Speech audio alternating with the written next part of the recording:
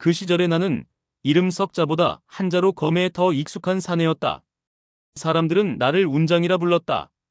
관우, 자는 운장. 하지만 그땐 아직 이 이름이 천하에 울려 퍼질 거라곤 상상도 못했다. 세상은 미쳐 돌아가고 있었다. 한나라 말기. 나라 안팎은 썩을 대로 썩고 황건적이라 불리는 무리들이 곳곳에서 깃발을 들었다. 창천당립, 황건적의 시대가 온다.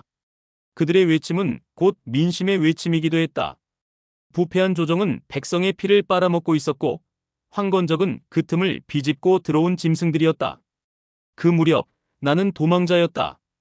고향 하동에서 관리 하나를 베고 도망쳤다. 이유야 간단하다. 그자는 권세를 믿고 백성들의 가산을 빼앗던 탐관오리였다. 그가 눈앞에서 어린아이의 밥그릇을 차며 웃던 그날 나는 참지 못했다. 검을 뽑았고 그자의 목은 내 손에 떨어졌다. 그 이후로 나는 산속을 떠돌았고 숱한 무리 속에 섞여 살아갔다. 그러던 중 운명의 남자를 만났다. 이름은 유비. 자는 현덕. 말수가 적지만 그 눈빛 하나만으로도 사람의 심장을 흔들 수 있는 사내였다. 이름이 어떻게 되오? 그가 물었다. 관우요. 자는 운장. 정직한 눈이군요. 나와 함께 나라를 바로잡아 볼 생각은 없소. 그 말에 나는 머뭇거릴 이유가 없었다. 그 순간 나의 칼은 단순히 생존을 위한 무기가 아닌 대의를 위한 검이 되었다. 그리하여 우리는 도원을 찾았다. 그곳엔 또 다른 인물, 장비가 있었다. 그의 거친 수염과 화통한 웃음은 첫눈에 나를 기쁘게 했다. 거친 짐승 같았지만 그 심성은 누구보다 뜨거웠다. 도원결이. 복숭아꽃이 흩날리는 그 정원에서 우리는 하늘을 향해 맹세했다. 우리는 같은 날 태어나진 않았지만 같은 날 죽기를 맹세하노라. 그날의 맹세는 피보다 진했다. 나는 형제를 얻었고 나는 검을 쥔 이유를 찾았다. 그날 이후 우리는 황건적을 향해 칼을 들었다. 도적도 아니고 장수도 아니었지만 우린 단 하나의 이름으로 싸웠다. 형제. 유비와의 첫 만남은 겉으론 조용했지만 속은 깊은 강 같았다. 그는 시장통에서 삼배를 팔고 있었다. 천한 신부님에도 말끝마다 배어나오는 그 기품은 단순한 장수가 아닌 왕의 그릇을 가진 자였다. 그날도 사람들은 분주히 오가고 있었지. 황건적 소탕령이 내려지고 관군이 용병을 모집하고 있다는 소문이 돌던 때였다. 내가 우연히 그곳을 지나가다 들은 건 유비가 관리들 앞에서 이렇게 말하는 장면이었다. 나라가 이 지경이 되었는데 어찌 가만히 앉아있단 말이오. 사내라면 칼을 들고 백성을 지켜야 하지 않겠소. 나는 멈춰섰다. 그 말 한마디가 내 심장을 쳤다. 말뿐인 자가 아니라 칼을 들고자 하는 의지를 가진 사내. 그의 옆엔 장비가 서 있었다. 거대한 체구, 걸걸한 목소리. 첫 인상은 맹수 같았지만 말끝마다 의로움이 묻어났다. 형님, 이놈들 말귀를 못 알아듣네. 쓸데없는 관리 노름 말고 직접 나서 싸워야 한다고. 그들의 말에 나는 본능처럼 끌렸다. 내게도 싸울 이유가 있었고 내 칼이 향해야 할 곳이 어딘지 알 것 같았다. 나는 조용히 다가가 말했다. 같은 마음입니다. 제 이름은 관우. 칼을 쓸 줄 알고 죽음을 두려워하지 않습니다. 유비는 내 눈을 바라봤다. 그 눈동자엔 반가움도 경계도 없었다. 그저 오래된 인연을 다시 만난 듯한 묘한 평온함만이 있었다. 운명이라는 게 있다면 우리는 오늘 그것을 만났소. 그날 밤 우리는 술을 마셨다. 형제가 되는 날이었다. 도원결의는 그 이튿날이었다. 나는 그날을 평생 잊지 못한다. 검은 하늘 아래 복숭아꽃이 흩날리던 그 밤. 우린 피를 나눈 사이는 아니었지만 마음은 하나였다. 그리고 그 순간부터 나는 더 이상 혼자가 아니었다. 하늘이 붉게 물들던 저녁이었다. 우리는 장비가 소유한 복숭아밭 한켠에 모였다. 벚꽃도 아니고 매화도 아니었다. 그 수백 송이 복숭아꽃이 바람에 흩날리던 그날. 바로 그곳에서 우리는 형제가 되었다. 하늘이시여 들으소서. 유비가 먼저 무릎을 꿇었다. 장비가 굵은 팔을 접어 머리를 숙였고 나도 아무 말 없이 조용히 검을 내려놓고 따라했다. 세 그릇의 피가 작은 접시에 담겼다. 우리는 그 피를 술에 섞었다. 한 잔씩 나누어 마신 후 그 술을 대지에 부으며 말했다. 우리 세 사람 같은 날 태어나진 않았으나 같은 날 죽기를 맹세하노라.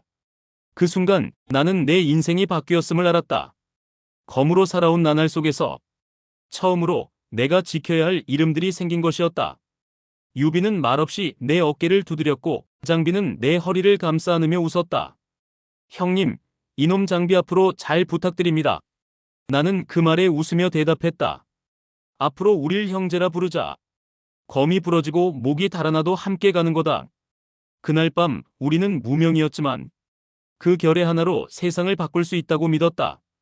사람들은 나중에 이 맹세를 도원결이라 불렀다. 하지만 나에겐 단순한 의식이 아니었다. 피보다 진한 목숨을 건 우정. 그게 바로 나 관우가 평생 지키고자 했던 것이다. 그리고 그 맹세를 지키기 위한 전쟁이 곧 시작되려 하고 있었다. 전장이라는 곳은 한번 발을 들이면 영원히 벗어날 수 없는 지옥이다. 나는 그날 처음으로 피로 젖은 흙냄새를 맡았다. 그리고 그 냄새를 잊을 수 없었다. 황건적의 깃발이 저 멀리 흔들리고 있었다.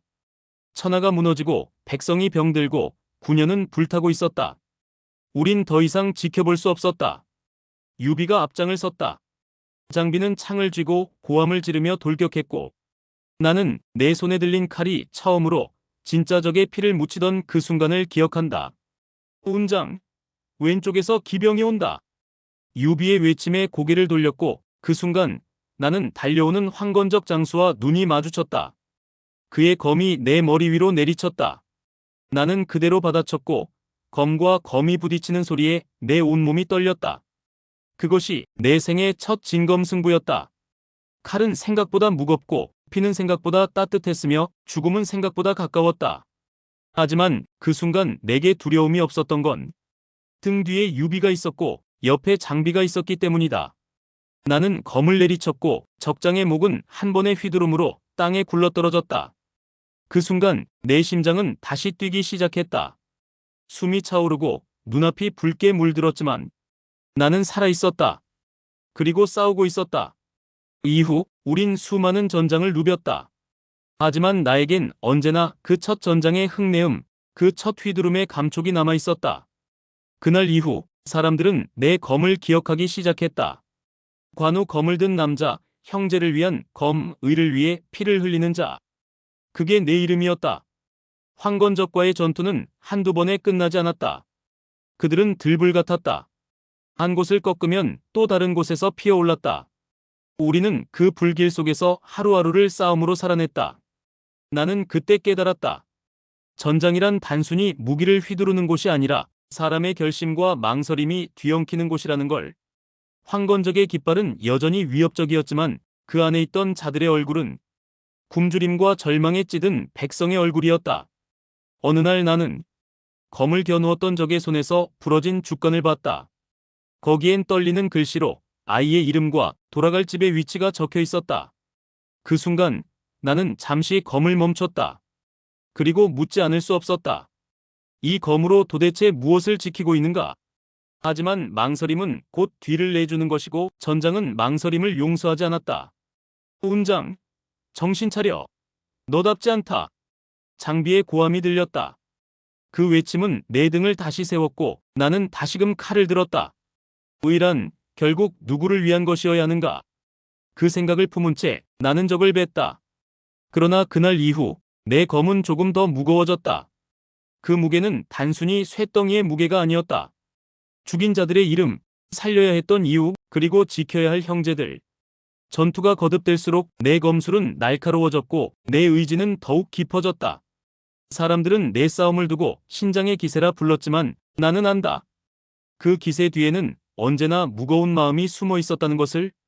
전쟁 속에서 나는 검을 갈았고 그 검 끝에 담긴 것은 기술이 아닌 의였다. 사람들은 내게 용맹하다고 했다. 한 번 칼을 빼면 물러서지 않는 자, 전장 한복판을 쓸고 가는 붉은 얼굴의 무장. 하지만 그 말이 내겐 칭찬처럼 들리지 않을 때도 있었다. 왜냐하면 나는 내가 칼을 휘두를 때마다 단순한 욕만으로 싸운 게 아니었기 때문이다. 내 속엔 언제나 의라는 무거운 짐이 있었다. 형님 유비는 언제나 백성을 먼저 생각했고 장비는 감정을 앞세우며 싸웠다. 나는 그 중간에서 검을 쥔 자로서 균형을 잡으려 애썼다. 관우, 너는 왜 그리도 고지식하냐?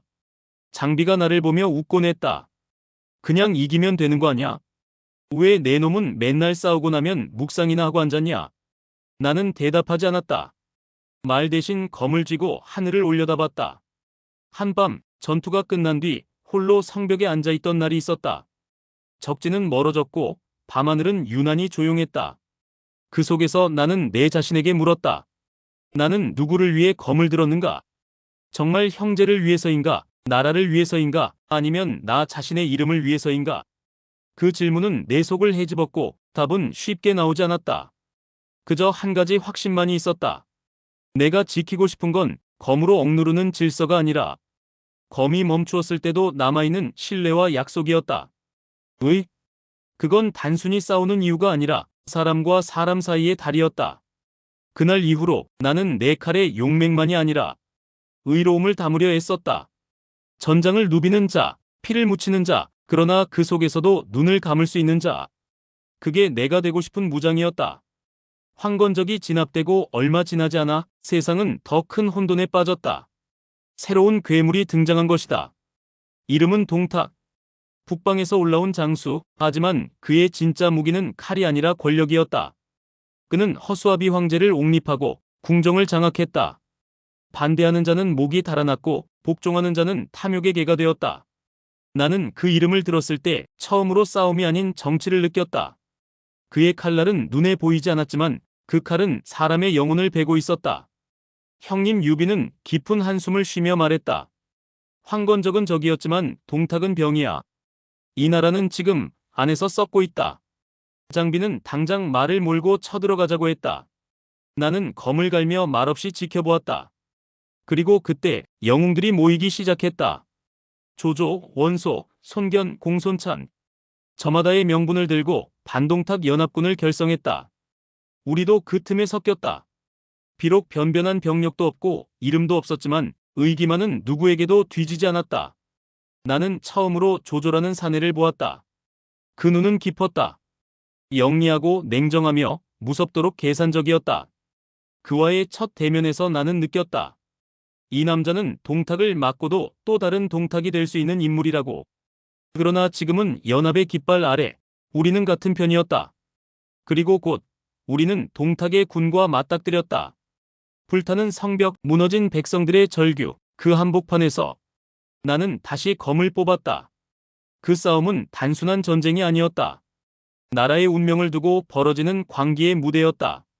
그 속에서 나는 처음으로 느꼈다. 세상은 칼로도 피로도 바꾸기 힘든 것이며 그 속에서 의를 지킨다는 것이 얼마나 고독한 일인지.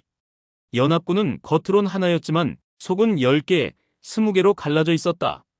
각자의 욕망, 각자의 계산, 그리고 각자의 영웅심이 서로를 물고 뜯고 있었다. 그 한가운데 조조가 있었다. 그는 검을 들고 있지 않았지만 말 한마디로 수천 병사를 움직일 수 있는 자였다. 무서운 사내였다. 그대가 관우인가? 처음으로 조조가 내게 말을 걸었을 때 그는 웃고 있었지만 그 눈빛은 내 속을 꿰뚫어 보려는 칼 같았다. 무예가 출중하다는 말을 들었소.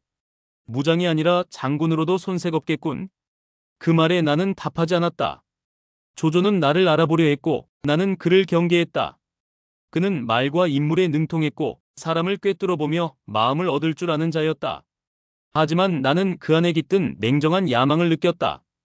연합군 회맹 당시 각 군벌은 형식적으로 동탁타도를 외쳤지만 실상은 땅과 병력, 권세를 놓고 눈치를 보고 있었다. 유비 형님은 변방의 작은 관직만을 얻은 자였고 우리는 회맹에서도 변두리에 앉았다. 장비는 씩씩거리며 불만을 토했고 나는 그저 조용히 주변을 살폈다. 그때 나는 알았다.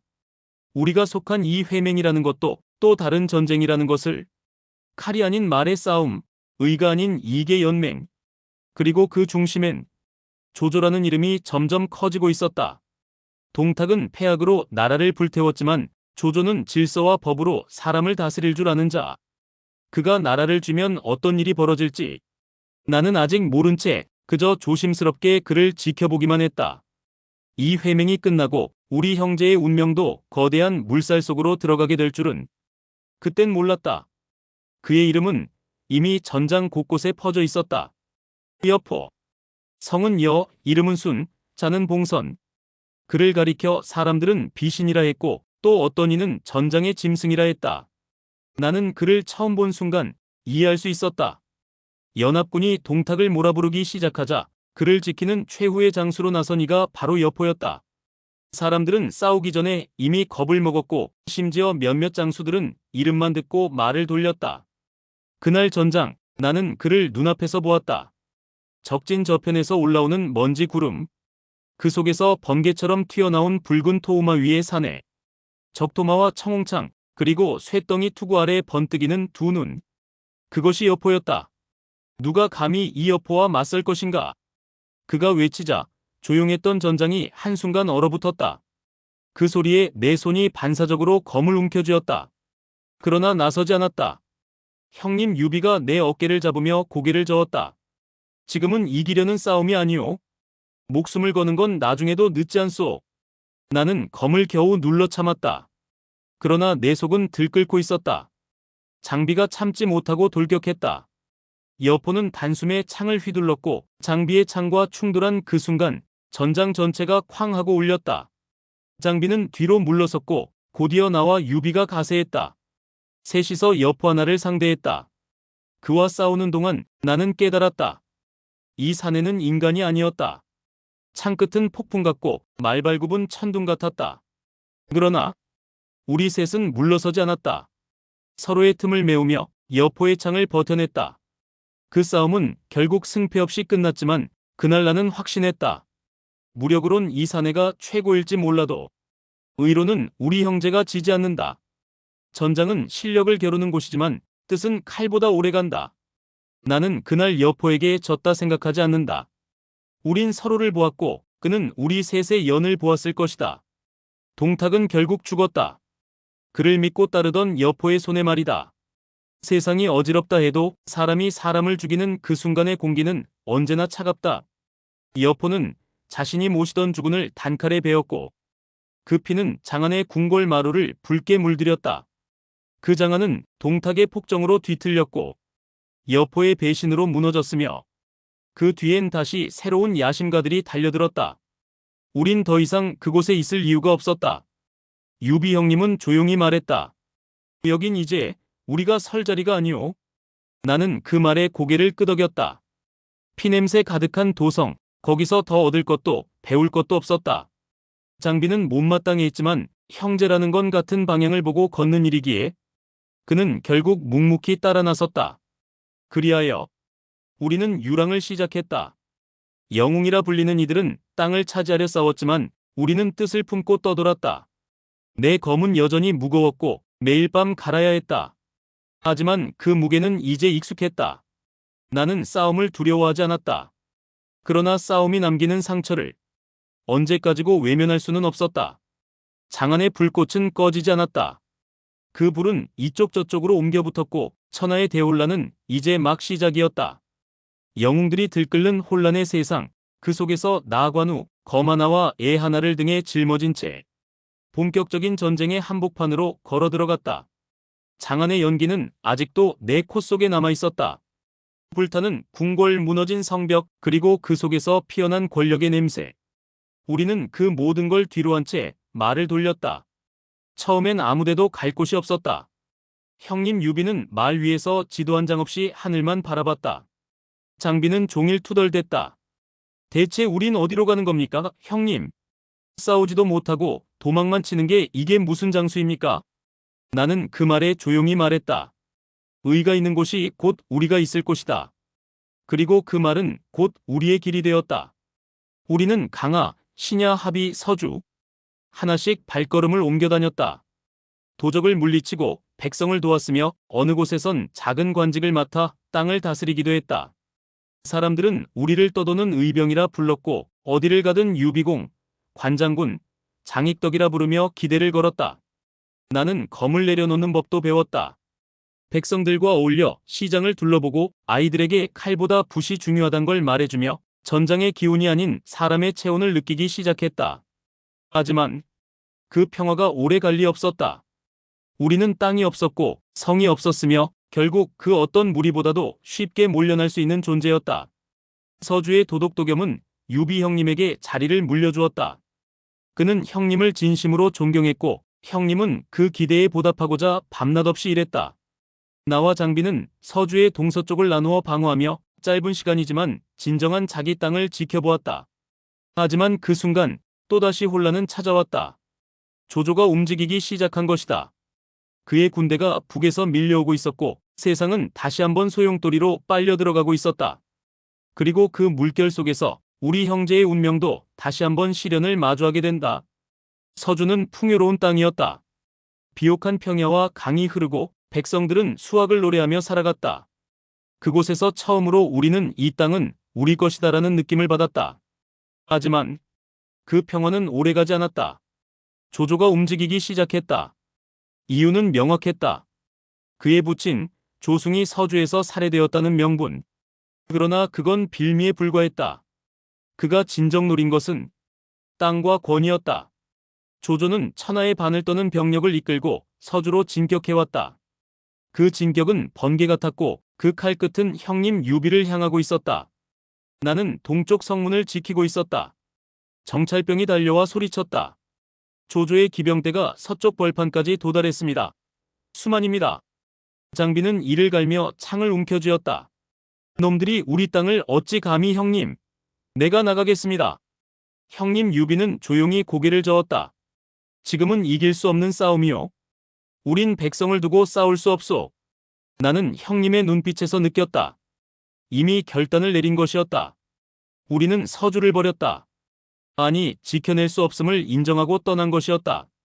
그날 밤 나는 말 위에서 다시 묻고 있었다.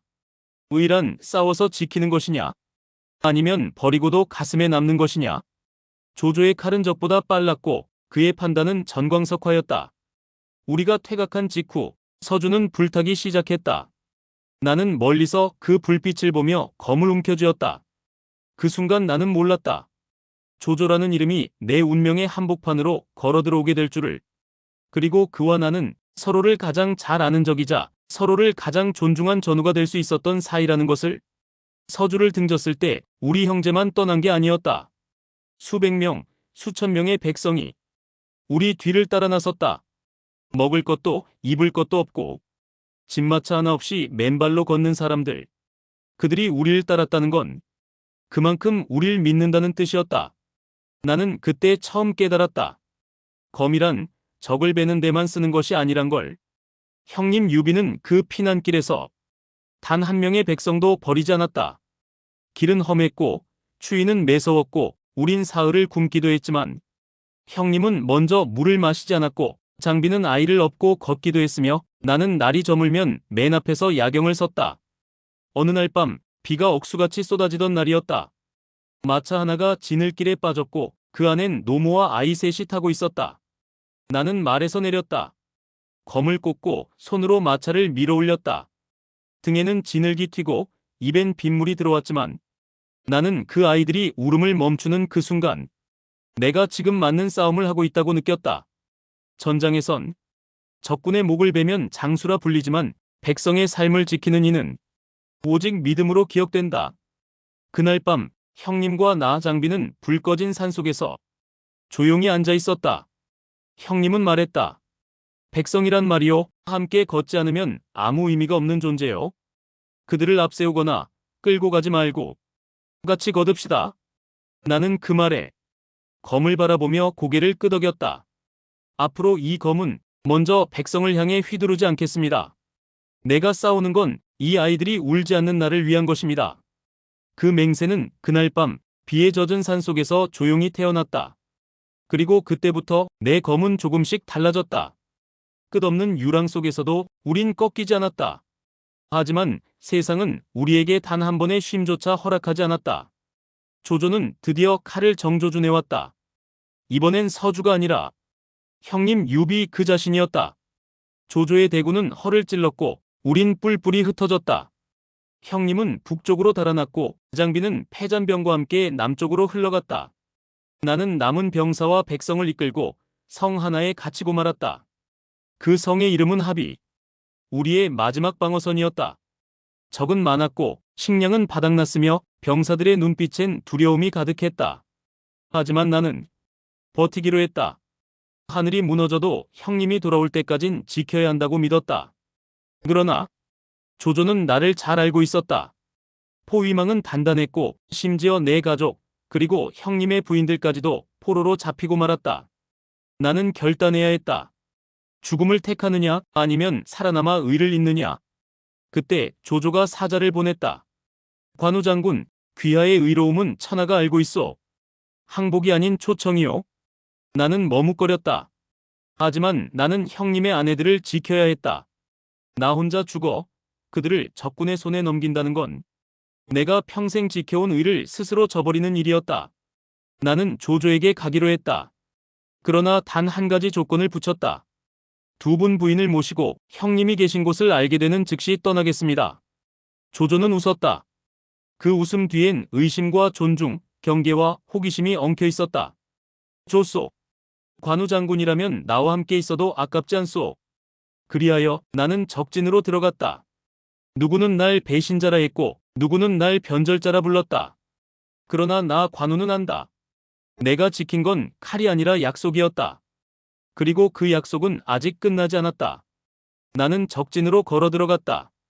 그러나 내 마음은 한 발자국도 굴복하지 않았다. 조조는 날 환대했다. 삼군장 앞에서 손수 수를 따르고 금은 보화를 내 앞에 쌓아놓았으며 붉은 전갑과 명마 적토마까지 내게 안겼다. 운장, 이 적토마는 본래 여포가 타던 말이오. 이제 그 말이 당신을 태우게 되었소. 나는 웃지 않았다. 적토마의 고삐를 쥐며 속으로 생각했다. 나는 말 위에서 누구도 되지 않겠다. 나는 관우다. 조조는 날 아꼈다. 그러나 그건 진심이라기보단 내게서 형님 유비의 그늘을 끊어내고 싶었던 것이다. 그는 매일같이 내게 묻곤 했다. 유비보다 자네가 훨씬 뛰어나지 않소? 무예도 지략도 왜 그를 따르오? 그때마다 나는 조용히 답했다. 나는 유비공의 사람입니다. 그분은 저를 사람으로 대해주신 분이기에. 조조는 잠시 침묵했다가 고개를 끄덕였다. 그 표정엔 처음으로 존경이라는 기색이 어렴풋이 스쳤다. 그의 부하들 허저, 장려 서왕 모두 나를 경계했지만 함께 술을 마시고 검술을 겨루고 전장을 나서며 하나둘 마음을 열었다. 그러나 나는 잊지 않았다. 내가 여기 있는 이유는 머물기 위해서가 아니라 지키기 위해서였다는 것을. 형님의 부인 두 분은 조용히 지내셨다. 나는 하루도 빠짐없이 그 안부를 챙겼고 그분들을 단 한 번도 홀로 남기지 않았다. 조조는 알았다. 내가 떠날 날이 머지않았음을. 그래서 그는 마지막 제안을 했다. 운장, 나와 천하를 나눠 다스리지 않겠소? 그 말에 나는 웃었다. 그리고 말했다. 천하를 다스리는 건 마음이요. 저는 이미 제 마음을 맡길 주군을 만났습니다. 그날 밤 조조는 아무 말 없이 내게 술을 한 잔 따랐다. 그날 아침 나는 조조의 천막 앞에 서 있었다. 이제 떠나겠습니다. 조조는 조용히 물었다. 가겠다는가 아니면 돌아가겠다는가? 나는 대답하지 않았다. 그저 고개를 숙였다. 그건 의를 지킨 자가 의를 준 자에게 바치는 마지막 예였다. 조조는 알았고 그래서 허락했다. 좋소. 하지만 떠나기 전에 나를 위해 한 번만 검을 휘둘러 주시오. 그가 내민 것은 명단.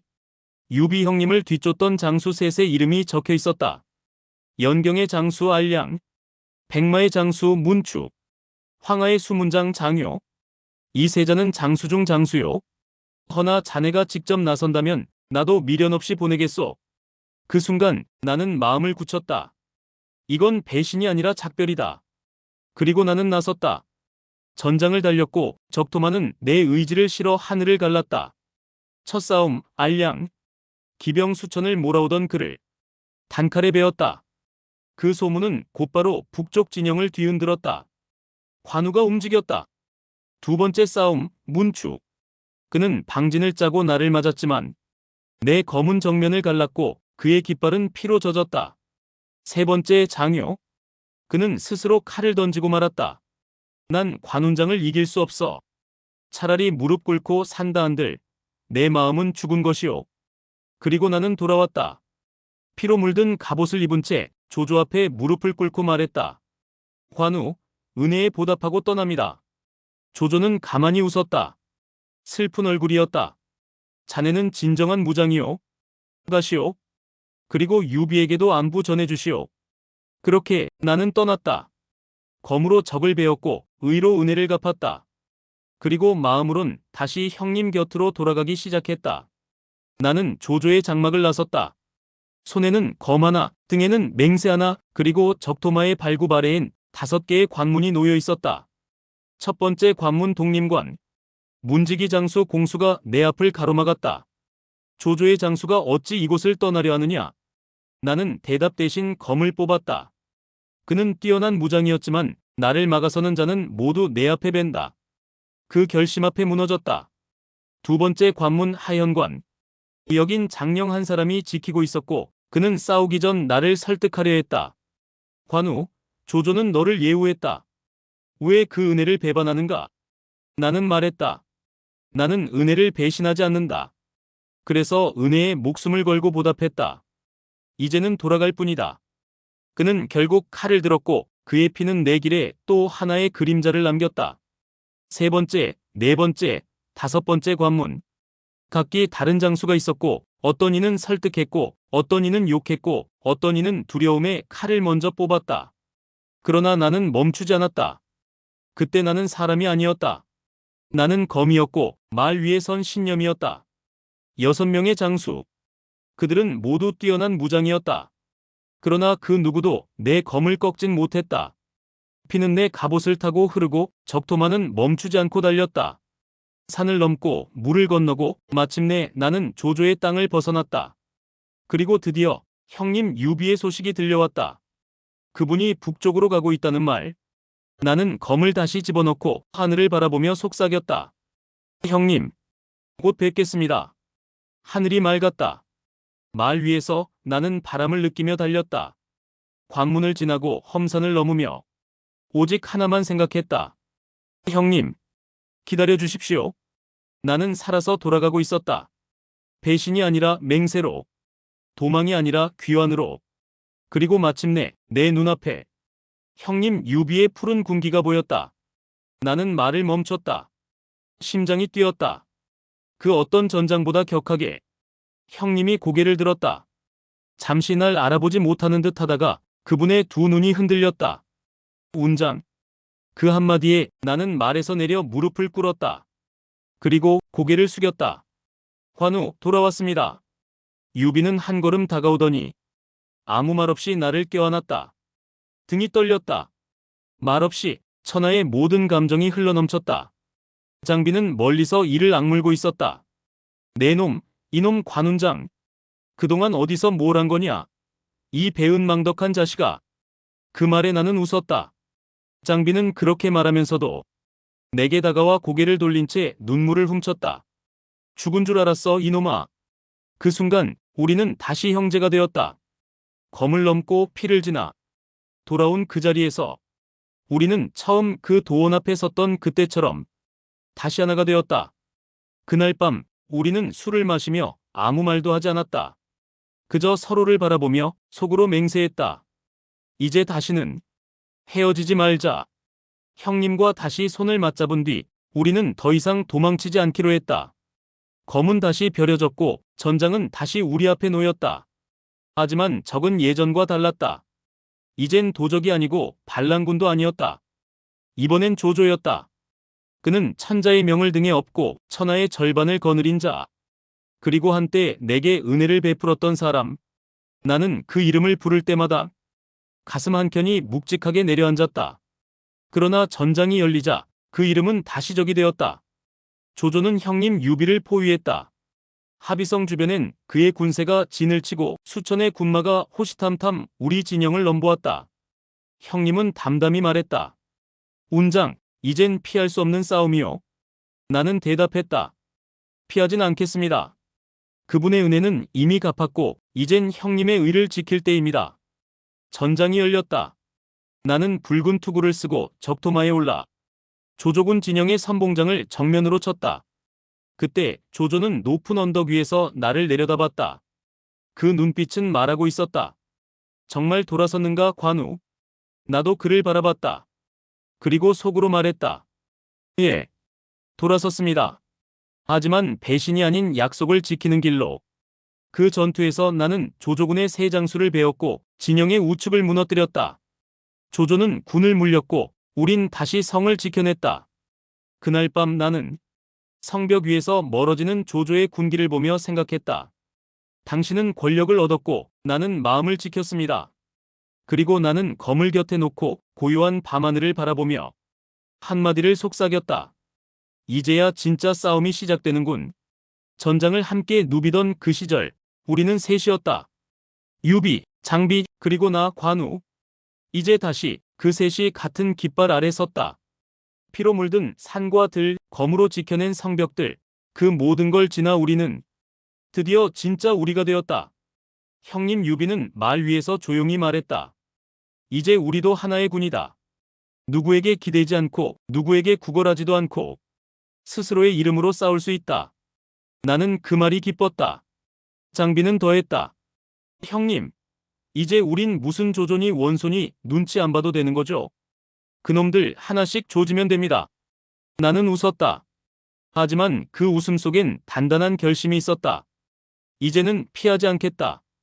이 검은 형님을 위한 것이고 이 군은 백성을 위한 것이며 이 의는 나 자신을 위한 것이다. 우리는 군을 정비했고 기병을 훈련시켰고 백성들과의 약속을 하나씩 지켜나가기 시작했다. 병영 안에는 질서가 생기고 이름 없는 병사도 말 대신 웃음을 나눌 수 있게 되었다. 어느 날 밤 도원결의 이후 처음으로 우리 셋은 함께 술을 마셨다. 복숭아꽃은 없었지만 하늘의 별이 그 자리를 대신했다. 형님은 잔을 들며 말했다. 오늘부터 우리 셋은 한 명의 뜻으로 움직이는 한 몸이다. 장비는 잔을 높이 들었다. 오늘부터 내 칼은 형님과 형님 뒤에 선 백성을 위해 휘둘러질 것이오. 그리고 나는 조용히 마지막 잔을 들며 말했다. 내 이 붉은 얼굴, 이제 웃을 줄도 알게 되었습니다. 이 칼은 형님의 의를 위해, 그리고 내 신념을 위해 끝까지 함께할 것입니다. 그 순간 우린 다시 도원에 서 있었다. 비록 땅은 달라졌지만 뜻은 더 깊어졌다. 그렇게 우린 다시 형제가 되었고 이제는 하나의 군이 되었다. 이제 형주를 맡아주시겠소? 형님 유비의 말이었다. 그날의 하늘은 높았고 그 말은 무거웠다. 나는 곧장 대답하지 못했다. 검을 드는 일엔 익숙했지만 백성을 다스리는 일은 또 다른 일이었기 때문이다. 그러나 형님은 말했다. 이곳은 단순한 땅이 아닙니다.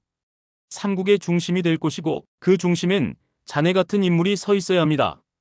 나는 고개를 끄덕였다. 형주 맡겠습니다. 의로 이 땅을 지켜보이겠습니다. 그렇게 나는 형주 태수가 되었다. 도시엔 전쟁의 상흔이 가득했고 백성들은 굶주리고 병사들은 흩어져 있었다. 나는 먼저 검을 내려놓았다. 군율을 바로 세우고 세금을 낮췄으며 억울한 자들의 말을 듣기 위해 매일 문을 열었다. 적토마 대신 진흙밭을 밟았고 갑옷 대신 행정문서를 손에 쥐었다. 하지만 그러면서도 내 옆에는 항상 검이 놓여 있었다. 언제든 이 땅을 노리는 자가 있다면 그 누구든 베겠다는 각오였다. 그리고 곧 사람들은 날 다르게 부르기 시작했다. 관태수, 의의 수문장, 형주 남방의 붉은 얼굴이라고. 하지만 나는 잊지 않았다. 나는 여전히 유비의 사람이고 도원에서 맹세한 세 사람 중 하나이며 이 검은 언제든 의를 위해 다시 휘둘러질 것이란 걸. 그리고 그 시기 나의 이름은 더 멀리 퍼지기 시작했다. 형주뿐 아니라 강릉, 무창 남군까지 내게 격려하며 말했다. 관훈장, 이 땅을 맡아주십시오. 나는 대답했다. 나는 다스리는 자가 아닙니다. 다만 백성을 위해 검을 든 자일 뿐입니다. 형주는 날로 안정을 찾아갔다. 백성의 웃음이 돌아오고 시장의 집신장수가 늘고 농부들은 다시 논을 갈기 시작했다. 그러나 나는 알았다. 이 평화는 언제까지나 지켜내야만 얻는 것이란 걸. 그래서 나는 군을 세웠다. 수하 3만. 그중 절반은 내가 손수 뽑았고 절반은 스스로 내 깃발 아래 모여들었다. 관 장군, 우릴 써주십시오. 그들은 말과 창도 부족했지만 눈빛만은 굳었다. 나는 밤낮 없이 훈련시켰다. 적토마 위가 아닌 병사들 사이에서 땀을 흘렸다. 적과 마주할 때 겁내지 마라. 내가 앞에 설 것이다. 너희는 뒤만 지켜라. 그 말 한마디에 병사들의 가슴이 뛰었다. 그리고 그들은 정말로 나를 믿기 시작했다. 강에는 수군 천정이 세워졌다. 강릉 수군, 무창 선단, 남군 경비대까지. 형주 남부의 수로는 이제 내 사람들로 채워졌다. 사람들은 말했다. 관훈장 휘하에 있으면 굶지 않는다. 관훈장 아래선 약한 자도 살 수 있다. 관훈장의 칼은 무섭지만 그 칼은 백성에겐 절대 닿지 않는다. 나는 그 말에 웃지 않았다. 다만 다짐했다. 내가 죽는 날까지 이 땅의 사람들은 두려움 없이 살아야 한다. 그때부터 나는 장수가 아니라 의의 깃발이 되었다. 이젠 누구도 날 유비의 부장이라 부르지 않았다. 사람들은 내 이름 석자만으로도 진심을 담아 경례했다. 관우 장군. 나는 검을 들고 대답했다. 내가 있는 한 이 땅은 무너지지 않는다. 평화는 늘 짧다. 특히 그 평화가 누군가의 탐욕 위에 서 있을 때는 더욱 그렇다. 형주. 강과 땅이 넓고 물이 깊고 길이 많았다. 이곳을 차지하면 남쪽으론 오나라, 북쪽으론 조조의 위나라, 어느 곳으로든 진출할 수 있었다. 나는 그걸 몰랐던 것이 아니다. 다만 그 욕심들이 이렇게 빠르게 덮쳐올 줄은 몰랐다. 먼저 북쪽. 조조는 패배 이후에도 나를 잊지 않았다. 그는 군사를 보내 형주를 넘보았다. 정찰병이 전해온 말. 조조의 장수 우금이 남하 중입니다. 나는 창을 잡았다. 내가 있는 이상 그 어떤 군도 이 강을 넘지 못하리라. 하지만 그 순간 남쪽에서도 소식이 들려왔다. 오나라의 손권이 형주 반환을 요구합니다. 그들이 언제라도 강을 건널 수 있다고. 나는 물 위의 그림자를 바라보았다. 조조는 날 적으로 보았다. 손권은 날 경쟁자로 보았다. 그러나 나는 그 누구도 원수로 삼지 않았다. 나는 오직 한 가지만 지키려 했다. 이곳엔 수만의 백성이 살고 있습니다. 형주를 넘보는 자는 백성 위에 칼을 겨누는 자입니다. 나는 편지를 썼다. 조조에게, 손권에게. 이곳은 전쟁터가 아닙니다. 여긴 사람들이 사는 곳입니다. 하지만 그대를 막을 수 있는 검은 이미 빼어져 있습니다. 조조는 침묵했고 손권은 군을 보류했다. 그러나 나는 알았다. 이건 일시적 침묵일 뿐 그들의 그림자는 언제든 다시 다가올 것임을. 그래서 나는 더 강해져야 했다. 검도 군도 마음도. 형주를 지킨다는 것은 내 인생에서 가장 고독한 전쟁의 시작이었다. 그날 하늘은 회색이었다. 정찰대가 다급히 달려왔다. 장군. 조조의 군이 강을 건넜습니다. 선봉은 우금, 후속은 방덕입니다. 나는 조용히 고개를 끄덕였다. 드디어 오는군. 조조는 내게 은혜를 준 자였고 나는 그 은혜를 검으로 갚은 자였다. 그러나 이 전장은 사사로운 은혜가 아니라 지켜야 할 대의의 무대였다. 나는 군을 소집했다. 병사들의 눈엔 두려움이 없었다. 우린 누구 아래에 있느냐? 관훈장. 우린 무엇을 지키느냐? 형주. 나는 말했다. 형주는 내게 땅이 아니다. 그건 내 검보다, 내 목숨보다 무거운 책임이다. 내가 죽더라도 이 강은 못 넘긴다. 조조군은 물길을 따라 진격해왔다. 우금은 노련했고 방덕은 거칠었다. 그들은 수천의 수군과 함께 한밤에 강을 건너려 했다. 그러나 그 순간 하늘이 움직였다. 비가 내렸고 물이 넘쳤으며 장강은 그들에게 등을 돌렸다. 나는 물길을 잃고 있었다. 수년간 형주를 지키며 강의 흐름, 수문의 시기, 바람의 방향까지 내 몸이 먼저 기억하고 있었다. 그 틈을 놓치지 않았다. 지금이다. 강을 막아라. 좌구는 돌격, 수구는 침몰선 유도. 우금과 방덕을 끊는다. 그날 밤 강은 피로 물들었다.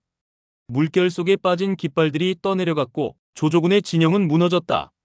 나는 직접 전장으로 나섰다. 붉은 갑옷, 붉은 얼굴. 군사들 사이에서 그 누구도 내 진격을 멈추지 못했다. 방덕은 끝까지 버텼지만 결국 물에 휩쓸렸다. 우금은 생포되었다. 천하가 다시 내 이름을 속삭였다. 관우, 조조의 장수를 강에서 무찌르다. 관운장, 형주의 수호신이 되다. 그러나 나는 승리를 자축하지 않았다. 나는 조용히 검을 닦으며 말했다. 이건 칼이 아니라 신념으로 얻은 승리다. 조조의 군이 물러난 뒤 강에는 다시 안개가 깔렸다. 그러나 그 안개 속에 이젠 내 이름이 떠올랐다. 관운장, 형주를 지켜냈다. 관우, 조조의 장수 6을 베고 2를 생포했다. 관장군 수하엔 3만 정병, 수군 천정 3국 중 가장 강한 중무장 정예부대. 백성들은 내 모습을 그리고 병사들은 내 말을 따랐다. 내 이름은 이제 검의 이름이 아니라 신뢰와 의로움의 상징이 되었다. 도성 바깥에는 의열비가 세워졌고 장정들은 내게 투신을 청했다. 나는 검을 꺼내 말했다. 이 검은 싸우기 위한 게 아니다. 이 검은 지키기 위한 것이다. 형님 유비는 익주를 손에 넣고 형주는 내 손에 맡겨졌다. 우리는 진정으로 두 기둥을 세웠고 총나라라는 나라의 씨앗이 자라기 시작했다. 조조는 말을 아꼈고 손권은 침묵했다. 하지만 나는 알았다. 그들이 침묵하는 이유는 내가 두렵기 때문이라는 것을. 정상에 서 있다는 건 등 뒤를 누군가가 노린다는 뜻이다. 내 곁엔 여전히 검 하나, 말 한 필, 그리고 내 하나만이 남아있었다. 어느 날 밤 나는 성벽에 홀로 섰다. 장각 너머에서 은은한 횃불이 깜빡였다. 그 불빛은 말하고 있었다. 곧 내 전성기는 끝난다. 그러나 나는 물러서지 않았다. 내가 있는 한 이 강은 누구도 못 건넌다. 형주 남쪽 강 너머엔 여전히 손권이 있었다. 처음엔 동맹이었다. 조조를 막기 위해, 각자의 땅을 지키기 위해 우린 서로 등을 돌리지 않았다. 하지만 내 이름이 너무 커지자 그들도 점점 내게 등을 돌리기 시작했다. 손권은 조용히 병력을 정비했고 수군을 강화했으며 형주와 맞닿은 국경선에 성을 새로 쌓았다. 그는 공식적으론 아무 말도 하지 않았다.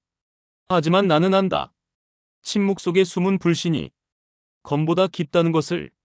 내게 오나라 사자가 찾아왔다. 기름진 말, 겉은 공손했지만 속은 날이 서 있었다. 성공께서 말씀하십니다. 형주는 본디 오의 땅이라옵니다. 관 장군께서 잠시 맡아주고 계신 줄 아오나 이제 돌려주실 때가 되었사옵니다. 나는 조용히 술을 따라주며 말했다. 돌려줄 땅이라면 처음부터 주지 말았어야 했소. 나는 맡은 것이 아니라 피로 지켜낸 것이오. 사자는 얼굴을 붉히고 떠났고 나는 그날 밤 강 위에 불빛이 하나둘 늘어나는 걸 지켜봤다. 손권은 이미 마음을 정했다. 그는 날 쓰러뜨려야만 자신이 삼국의 한 축으로 남을 수 있다고 생각했다. 그는 조조에게 비밀 서신을 보냈고 조조 역시 고개를 끄덕였다. 그렇게 내가 모르는 곳에서 배신의 씨앗이 뿌려졌다. 나는 그 모든 흐름을 어렴풋이 느끼고 있었다. 하지만 나는 먼저 칼을 들지 않았다. 왜냐하면 내 검은 믿음이 끊겼을 때에만 움직이는 법이었으니까. 조조는 마지막으로 가장 강한 장수를 보냈다. 방덕. 서량 출신의 무장, 검술도 창술도 모두 뛰어났고 의리 하나로 가문을 일으킨 사내. 그가 강화를 넘어 형주로 진격했다. 그 전날 밤 나는 이상하게 마음이 무거웠다. 이건 단순한 전투가 아니라 나와 비슷한 누군가와 마주하게 되는 전장이라는 걸 직감으로 알고 있었다. 정찰병이 외쳤다. 방덕, 곽회, 조조군 선봉. 수군과 육군 모두 나섰습니다. 나는 말했다. 후퇴하지 말라. 이 땅은 내가 지킨다. 강하의 물길은 거칠었고 우린 배수진을 쳤다. 그리고 방덕이 홀로 말을 타고 앞으로 나왔다. 붉은 깃발 아래 그는 외쳤다. 관운장, 당신과의 싸움을 원하오. 나는 말없이 적토마에 올랐다. 검을 뽑고 강한 바람을 가르며 앞으로 나섰다. 그날 전장은 조용했다. 수천 명의 병사가 숨을 죽이고 하늘조차 소리 없이 그들을 내려다봤다. 우린 달렸다. 검과 창이 부딪히는 소리, 쇠가 쇠를 울리는 충돌. 3번 맞붙고 4번째엔 서로 말에서 뛰어내렸다. 땅 위에서 나는 방덕의 눈을 봤다. 두려움은 없었다. 오직 무장으로서의 결의만 있었다. 우린 싸웠고 검은 피를 머금었으며 흙은 뜨거운 땀으로 젖었다. 마지막 순간 방덕의 창이 흔들렸고 내 검이 그의 갑옷을 갈랐다. 그는 무릎을 꿇고 웃으며 말했다. 역시 관훈장이시오. 나는 그를 베지 않았다. 그는 포박되어 진영으로 끌려갔다. 그날 나는 승리했지만 기쁘지 않았다. 같은 신념의 사내를 꺾는 것은 결코 영광이 아니었기 때문이다. 방덕은 마지막까지 입을 굳게 다물었다. 죽음이 두렵지 않소. 다만 나도 한때 형주를 지키고자 했던 자였소. 나는 그의 말에 고개를 숙였다. 그건 내 마음이기도 했기 때문이다. 강화 전투 이후 천하는 다시 내 이름을 외쳤다. 관훈장, 조조의 마지막 희망을 꺾다. 관우의 붉은 검 형주의 하늘을 가르다. 조조는 철군했고 위나라의 남방은 단숨에 주저앉았다. 병사들은 자긍심을 가졌고 백성들은 다시 안심하고 농사에 나섰다. 형주의 강과 땅은 평화로웠고 나는 더 이상 장수가 아니라 상징이 되었다. 그날 형님 유비에게 서신이 도착했다. 운장, 이제 형주는 자네 것이오. 나는 익주를 다스리니 우리는 서로 두 기둥으로 나라를 세우는 셈이오. 나는 그 편지를 품에 안고 하늘을 바라봤다. 이제 정말 모든 걸 지켰다고 생각했다. 검도 의도 사람도. 그러나 바로 그때부터 무언가가 어긋나기 시작했다. 조조는 조용히 손권에게 사자를 보냈다. 지금이 기회다. 관우는 너무 높이 올라 있다. 너도 알지 않느냐? 그가 계속 존재한다면 오나라의 미래는 없다는 것을. 손권은 망설였다. 하지만 오래 걸리지 않았다. 오나라의 정찰병이 국경선을 넘었고 수군은 강을 따라 배치되었다. 심지어 내 병영 내부에서도 이상한 소문이 돌기 시작했다. 관 장군이 너무 강해졌다. 혹여 유비공도 두려워하지는 않을까? 나는 그런 말에 흔들리지 않았다. 하지만 그 말이 생겨났다는 사실 자체가 이미 무너짐의 시작이었다. 전장은 평화로웠지만 그 평화는 낡은 비단처럼 조금씩 찢어지고 있었다. 내가 너무 강했기에 세상은 날 두려워했다. 내가 너무 올곧았기에 사람들은 날 견제하기 시작했다. 내가 너무 믿음직했기에 누군가는 그 믿음을 무기로 보았다. 그 모든 것들이 운명의 균열이 되어 서서히 나를 뒤흔들기 시작했다. 어느 날 새벽이었다. 병사 한 명이 피투성이가 되어 내게 달려왔다. 장군, 남방 수문에서 오나라 병선이 나타났습니다. 나는 놀라지 않았다. 이미 오래전부터 예상하고 있었으니까. 그러나 더 충격적인 건 그 다음 말이었다. 수문을 연 자는 장군 휘하, 미생과 부하 조인입니다. 그 순간 나는 말없이 눈을 감았다. 검으로 막을 수 없는 것, 그건 사람의 마음이었다. 형주를 지켜온 건 높은 성벽도 날랜 수군도 아니었다. 사람들의 믿음이었다. 그 믿음이 무너졌을 때 형주의 벽은 안에서부터 붕괴하기 시작했다. 손권은 조용히 파고들었다. 내 주변의 약한 고리, 과거의 원망, 명예와 은밀한 약속. 그는 조조보다 교묘했고 칼보다 두려움을 먼저 심었다. 형주각지에선 혼란이 일어났고 보급로가 끊기고 수군 내 일부는 도망쳤다. 그 와중에도 나는 싸웠다. 검을 들고 매일 아침 군을 모으고 무너지는 병영을 하나하나 다시 세우며 말했다. 우리가 믿는 건 검이 아니라 함께 걸어온 날들이다. 그러나 나 자신도 알았다. 강한 신념만으로 배신의 칼끝을 막을 순 없다는 걸. 형님 유비에게 보내는 편지 속에 처음으로 나는 이런 문장을 적었다. 형님, 저 관우는 아직 버티고 있으나 형주의 바람이 이상합니다. 형주는 무너지고 있었다. 벽은 남았지만 그 안에 선 사람들의 믿음은 흩어지고 있었다. 나는 매일 새벽 강가에 서서 물의 흐름을 읽었다. 예전엔 나를 따르던 병사들의 눈빛이 점점 흔들리고 있었다. 나는 알아차렸다. 이제는 누군가를 설득하는 싸움이 아니라 나 자신과 약속을 지키는 싸움이라는 것을. 그날 밤 나는 조용히 갑옷을 꺼냈다. 붉은 전투복, 붉은 투구, 그리고 검 하나. 그 검은 너무도 익숙했고 손에 쥐는 순간 그 무게가 다시 내 마음을 일으켰다. 나는 병영에 나가 말했다. 나는 관우다. 여기서 물러나면 다시는 고개를 들 수 없다. 누가 남고 누가 떠나든 나는 여기에 남겠다. 병사들이 고개를 떨구었다. 누군가는 눈물을 흘렸고 누군가는 무릎을 꿇었다. 관 장군과 함께 죽겠습니다. 그날 밤 우리는 숯불을 피워 마지막 잔을 나눴다. 나는 조용히 술을 들며 말했다. 오늘 밤은 형주에서 보내는 마지막 밤이 될지 모른다. 그러나 우리가 싸우는 이유만은 잊지 마라.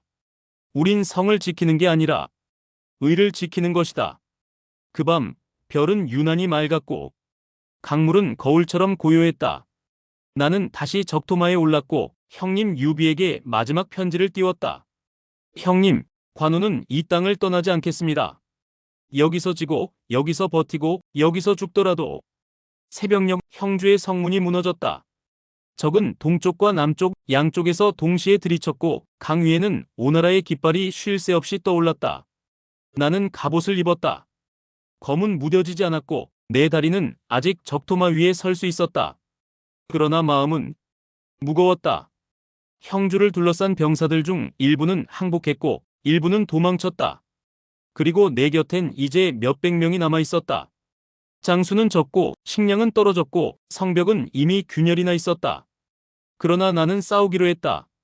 이 성이 무너져도 내 검이 꺾이지 않으면 그건 아직 끝이 아니다. 그날 정오 나는 마지막 출정을 준비했다. 아들 관평도 내 곁에 있었다. 그의 눈엔 두려움보다 자부심이 더 진하게 깔려 있었다. 아버지, 죽더라도 함께 싸웁시다. 나는 고개를 끄덕였다. 좋다. 우리는 관씨의 피로 시작된 길을 끝까지 함께 걸어가자꾸나. 우리는 마침내 성을 벗어나 마지막 탈출을 시도했다. 수백의 기병이 흙길을 밟았고 적토마는 하늘을 가르듯 달렸다. 그 순간 나는 어떤 두려움도 없었다. 죽음이 다가오고 있었지만 그건 공포가 아니라 검을 든 자에게 주어지는 마지막 예식 같았다. 그러나 길은 이미 막혀 있었다. 손권은 모든 탈출로에 병력을 배치해 나의 선택지를 봉쇄해 놓았던 것이다. 매복 그리고 포위. 끝이었다. 관우, 그 이름 석자는 마침내 포로가 되었다. 그러나 나는 무너지지 않았다. 나의 몸이 묶였을지언정 내 정신은 누구의 칼에도 꺾이지 않았다. 내 손은 묶였고 검은 뺏겼으며 내 곁엔 이제 적토마도 없었다. 그러나 나는 여전히 관우였다. 오나라 진영 한가운데 장막 안에서 손권이 나를 기다리고 있었다. 그는 미소를 머금은 얼굴로 말했다. 관 장군, 이리도 끝까지 싸우실 줄은 몰랐습니다. 지금이라도 내게 몸을 맡긴다면 장군의 삶은 다시 펼쳐질 수 있을 것입니다. 나는 대답하지 않았다. 그는 다시 말을 이었다. 촉은 자네를 버렸소. 유비는 익주에서 자신의 나라를 세우느라 형주엔 눈길조차 주지 않았소. 나는 천천히 고개를 들고 말했다. 형주는 내가 지키겠다고 한 땅이요. 그 말은 내 것이고 그 의는 내 것이며 그 결말도 내가 짊어질 것이요. 손권은 입술을 굳게 다물었다. 나는 그 눈을 똑바로 보며 말했다. 나는 칼을 잃었지만 내가 지켜온 검의 의미는 지금 이 순간에도 살아있습니다. 그 말에 손권은 조용히 술 한 잔을 내 앞에 놓았다. 그대는 죽어도 관으로 남겠군. 나는 고개를 끄덕였다. 나는 태어나 관씨였고 살아서는 유비의 형제였으며 죽어서는 그 이름으로 의를 남길 것입니다. 그날 밤 나는 하늘을 올려다보았다. 별이 빛났다. 하지만 그 빛은 이제 더는 내게 닿지 않을 것이었다. 형장의 아침은 고요했다. 새벽바람은 서늘했고 하늘엔 잔뜩 흐린 구름이 깔려 있었다. 나는 붉은 옷을 입었다. 전장에서는 피로 물들였고 이제는 마지막 길을 위해 스스로 걸쳤다. 내 곁엔 관평이 있었다. 아들. 검을 들고 나와 같은 길을 걸은 피부치. 그는 울지 않았다. 나는 마지막으로 그의 어깨를 다독이며 말했다. 부끄럽지 않게 죽자. 그래야 우리가 지켜온 삶이 헛되지 않지 않겠느냐. 그는 고개를 끄덕였다. 아버지, 지금 이 순간이 제겐 자랑입니다. 형틀 앞 병사들은 숨죽여 서 있었다. 심지어 오나라의 병졸들조차 고개를 들지 못했다. 손권은 오지 않았다.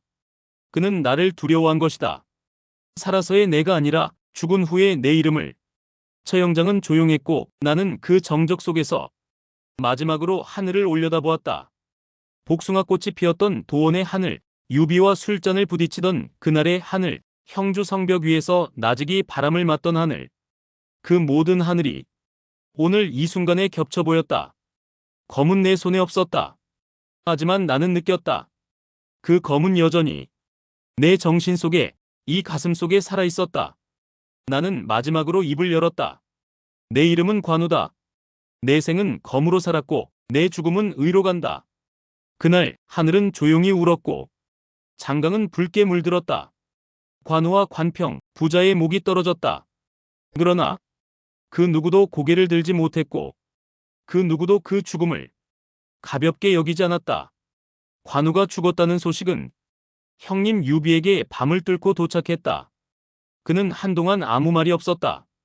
그저 서찰을 쥔 손이 천천히 떨릴 뿐이었다. 그러고는 조용히 말했다. 운장이 죽었소? 주변의 장수들은 모두 무릎을 꿇었다. 형님은 술잔을 들었다. 도원의 맹세 이후 그가 그 잔을 그렇게 무겁게 든 적은 없었다. 그는 술을 흘리지 않게 조심스레 따르더니 흘게 한 잔을 부었다. 같은 날 죽지 못해 미안하오, 운장. 그리고 그는 울었다. 그 눈물은 한 나라의 황제가 흘린 것이었고 한 사람의 형이 흘린 것이었으며 무너진 한 맹세가 흘린 피눈물이었다.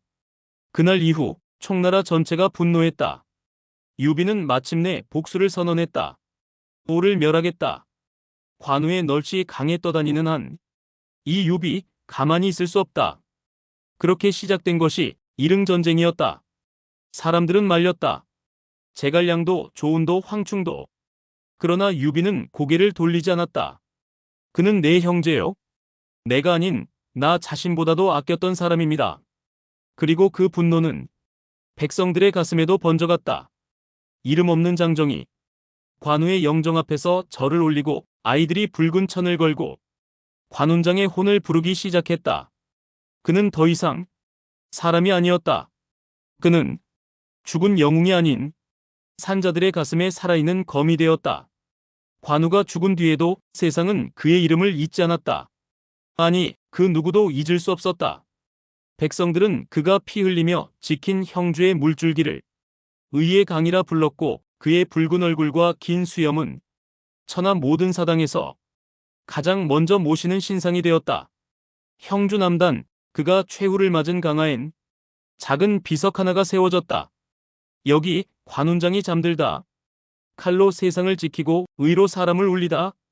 그러나 시간이 흐르면서 그 비석은 하나의 사당이 되었고 사당은 하나의 종교가 되었고 그의 이름은 관제묘로 남았다.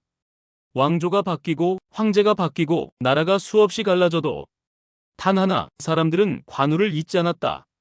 병사들은 출정 전 관우에게 절을 올렸고 상인은 도적을 피하기 위해 관우의 깃발을 가게 앞에 걸었다. 천하 사람들은 믿었다. 관우는 죽지 않았다. 그는 다만 하늘에 올라가 세상을 굽어보고 있을 뿐이다. 관우는 더 이상 무장이 아니었다. 그는 의를 지킨 사내의 상징, 용맹한 수호신, 그리고 정의와 충성의 화신이 되었다.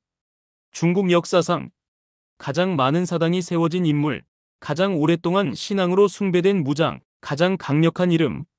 그게 바로 나 관우였다. 죽었지만 나는 떠나지 않았다. 몸은 땅에 묻혔어도 마음은 형님 곁을 떠나지 못했다. 형님 유비, 내 형, 내 맹세의 반쪽. 그가 내 죽음을 전해 들은 날 그 눈에서 눈물이 아니라 불이 흘렀다. 운장이 죽었다. 그 말 한마디에 천하의 하늘이 꺼져버린 듯 했다.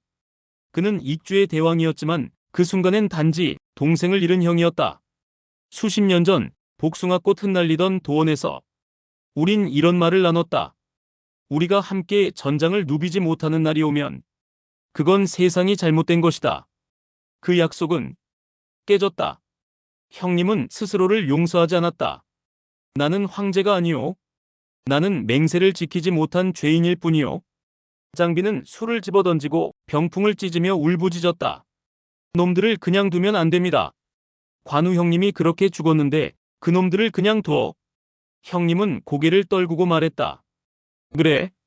관우를 위한 싸움이 아니라 우리의 맹세를 위한 싸움이다. 그리하여 촉은 움직이기 시작했다. 일흥전쟁. 그것은 관우를 위한 복수였고 우리 셋이 나눈 도원의 맹세를 다시 한번 검으로 증명하려는 길이었다. 나는 그 곁을 떠나지 않았다.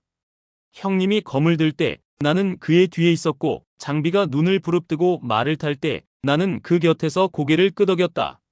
죽었지만 내 마음은 살아있었고 내 형제는 아직 도원을 버리지 않았다. 장비는 늘 뜨거운 사람이었다. 말보다 주먹이 앞섰고 검보다 술이 가까웠으며 누군가 형님을 욕하면 참지 못했다. 그리고 나를 죽였다는 말을 들었을 때 그의 심장은 터질 듯 끓고 있었다. 관우 형님이 죽었다고? 그게 말이 돼? 그분은 무너지지 않아. 그런 분이 이렇게. 장비는 무릎을 꿇고 울지 않았다. 그 대신 병풍을 찢었고 술잔을 깨부쉈고 군사를 재촉했다. 형님, 우린 지금 당장 출병해야 합니다. 그놈들 관우 형님을 죽인 그놈들을 내 손으로 갈갈이 찢어야 합니다. 형님 유비는 고개를 숙이고 말했다. 장비야, 지금은 분노가 아니라 전쟁이야. 차분히 준비해야 한다. 하지만 장비는 이미 이성이라는 말을 벗어던진 뒤였다. 그날 밤 장비는 두 장수를 불러 서둘러 군량과 병력을 조달하라 명령했다. 그러나 그 명령은 너무 거셌고 너무 성급했으며 너무 무서웠다. 그 둘은 밤이 되자 텐트를 빠져나가 장비가 잠든 틈을 노렸다. 나는 보았다. 그들이 손에 칼을 들고 장비의 막사로 다가가는 그 순간을 말하고 싶었다. 맞고 싶었다. 하지만 나는 이미 이 세상에 없었기에 그 어떤 소리도 낼 수 없었다. 그 찰나 침묵을 가르며 창 하나가 바닥에 떨어졌다. 그리고 장비는 나보다 하루 먼저 태어난 내 형제는 그렇게 나를 따라왔다.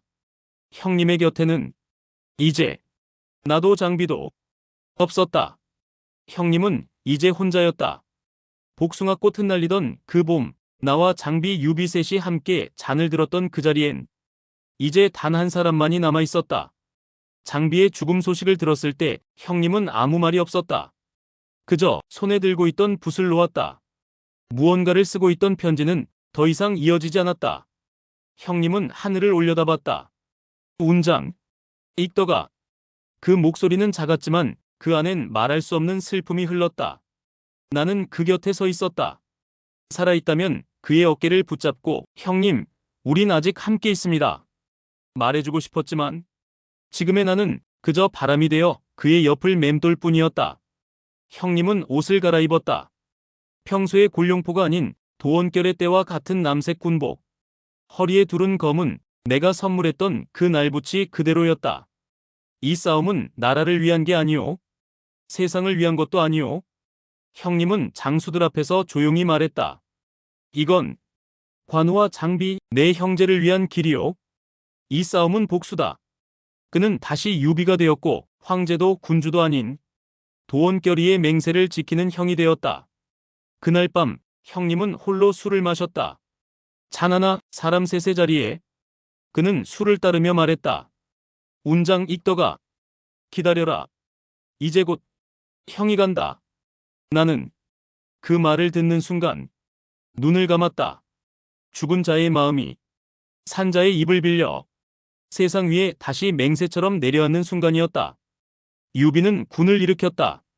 80만 대군, 촉의 전병력. 그중 누구도 이 전쟁이 정치가 아니라는 걸 모르는 자는 없었다. 이 전쟁은 관우의 널스를 위한 것이다. 이 싸움은 장비의 이름을 위한 것이다. 형님은 앞장에 섰고 그 뒤를 따르는 모두는 검의 형제의 피를 새겼다. 나는 그 곁에 있었다. 살아있었다면 아마 선봉에 섰겠지. 하지만 지금의 나는 그저 하늘에서 강 위에서 형님의 걸음을 따라가는 영혼이었다. 전장은 무너졌다. 불이 붙고 대지에 검은 연기가 피어올랐다. 관운장을 위해 관우 장군의 복수다. 병사들이 외쳤고 적진은 흔들렸다. 손권은 당황했다. 그는 예상하지 못했다. 관우라는 이름 하나가 수십만을 움직이는 깃발이 될 줄은. 하지만 전쟁은 전장에선 언제나 불확실했다. 일흥. 그 강은 차가웠고 육소는 젊고도 영리했다. 촉구는 지쳤고 보급은 끊겼으며 시간은 유비의 편이 아니었다. 나는 그 모든 걸 지켜보며 마음이 타는 걸 느꼈다. 형님은 검을 놓지 않았다. 몸이 아파도 다리가 무거워도 마음 하나로 버텼다. 그 마음 나도 너무 잘 알았다. 이 싸움에서 이기지 못하더라도 약속은 지켜야 한다. 형님은 그렇게 불 속으로 걸어 들어갔다. 이 전쟁은 결국 패배로 끝났지만 나는 안다. 형님은 진 것이 아니었다.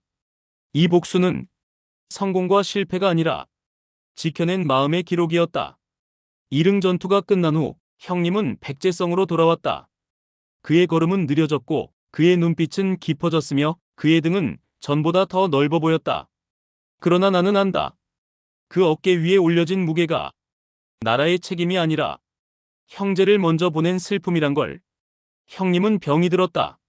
의원들은 이름을 붙일 수 없는 병이라 했고 나는 그것이 몸의 병이 아니라 마음이 죽는 병이란 걸 알았다. 나는 침상 곁에 서 있었다. 그 곁엔 장비도 나도 보이지 않았지만 형님은 조용히 중얼거렸다. 운장아 익더가 그리운 도원이여. 하늘을 바라보던 형님의 눈에 복숭아꽃이 흐르고 있었다. 그는 어느 날 조용히 검을 꺼내더니 그 위에 손을 얹었다.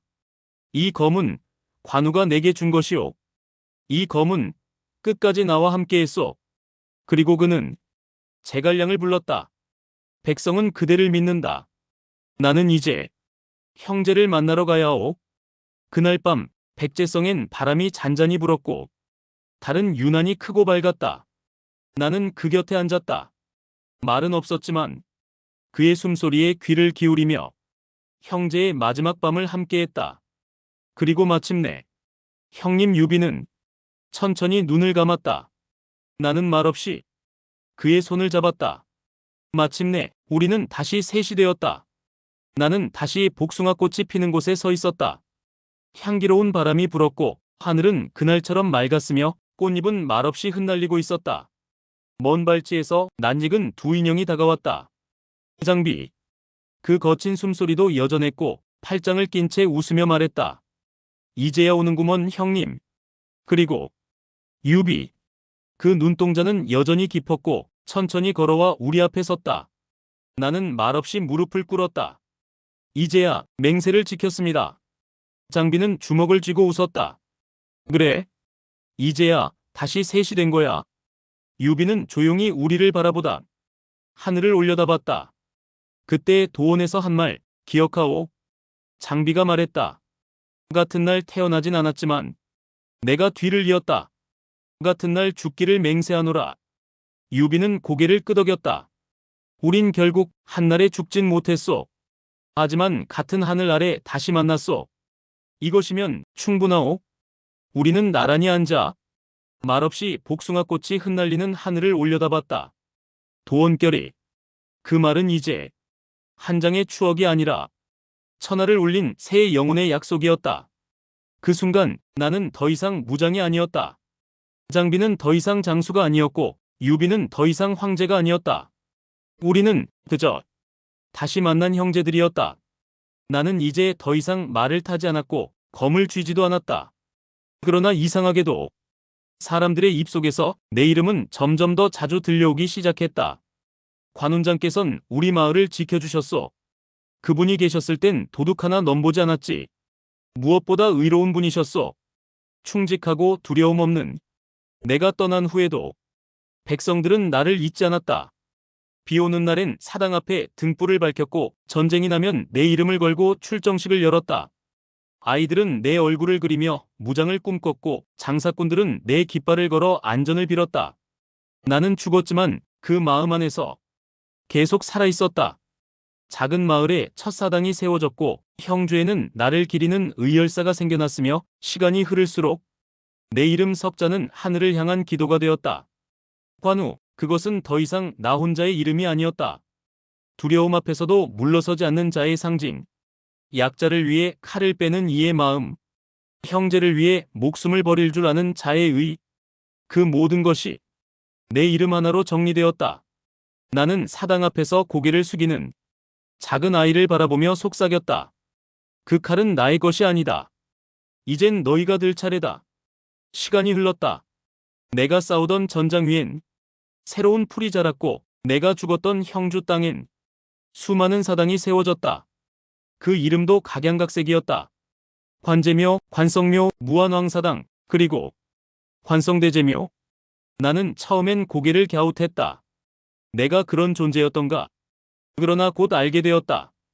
이건 내가 스스로 올라간 자리가 아니라 사람들이 내게 건넨 자리라는 것을. 장사꾼은 내 얼굴을 현판에 걸었다. 그들은 말했다.